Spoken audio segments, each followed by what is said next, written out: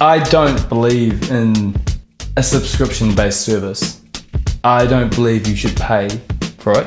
What I do believe is that as a listener, you should be engaged about products you're excited about, engaged about services your local community is offering you.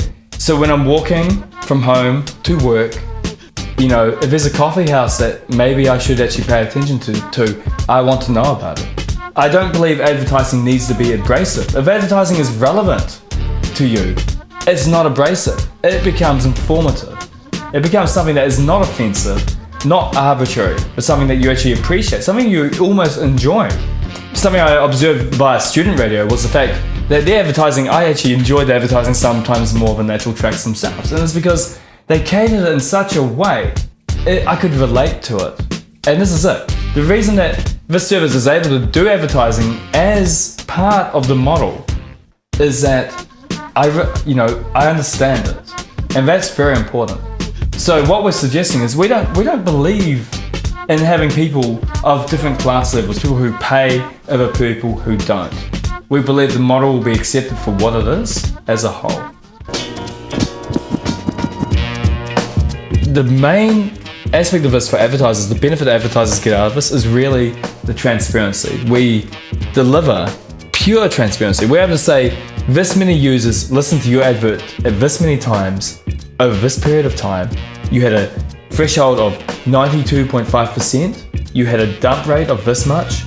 With traditional broadcasts, it's a one size fits all. It's like hitting a wall with a shotgun. They just try and pump it out to the masses, and the success rate is trivial. We're looking at having minimal advertising as possible. Somewhat suggestive advertising, which would be like what we refer to in the broadcasting industry as ad libs. Basically, where you'd have traditionally a DJ saying to you, hey, you should go check this out, the Joey engine caters that for you. So it's not just full-blown advertising. And by the way, advertising is not 30-second sections. We're talking about like brief, quick advertising that at any point you can skip if you don't feel it's relevant to you. Because why would an advertiser force you to listen to their product? If you don't like the advertising, you skip the advertising. The advertising is just the same as the other elements of Hush FM. If you don't like it, you skip it. If you do like it, you say I like it. For artists, it generates money like any other station. Unlike any other station though, we have a very transparent platform that allows for the artists to know when and where they've been played exactly. So royalties are paid as honestly as something could honestly be. The system uses the DCMA licensing agreement, which is pretty much the standard at the moment. It's a model that has been well set. It took many years for this to happen. We had to deal with a few other music streaming services going through the hard work to make this happen, but now it's pretty much a solid model.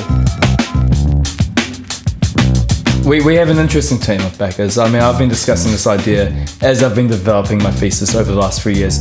I remember 3 years ago when I originally proposed the idea, they just thought it was ludicrous, it was too far-fetched. And then Google Now came out and Siri came out, and they came back to me a year later going, wow, shit bro, you're really insightful about this. And so we're sitting here now in a position where the idea has matured, everyone's kind of caught on to it, everyone kind of gets it.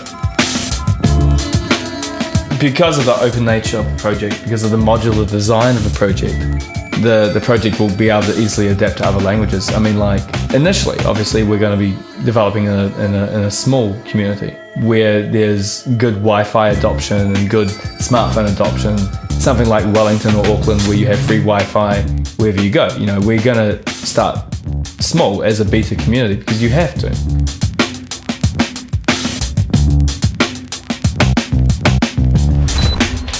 Hush FM. Your music, your voice.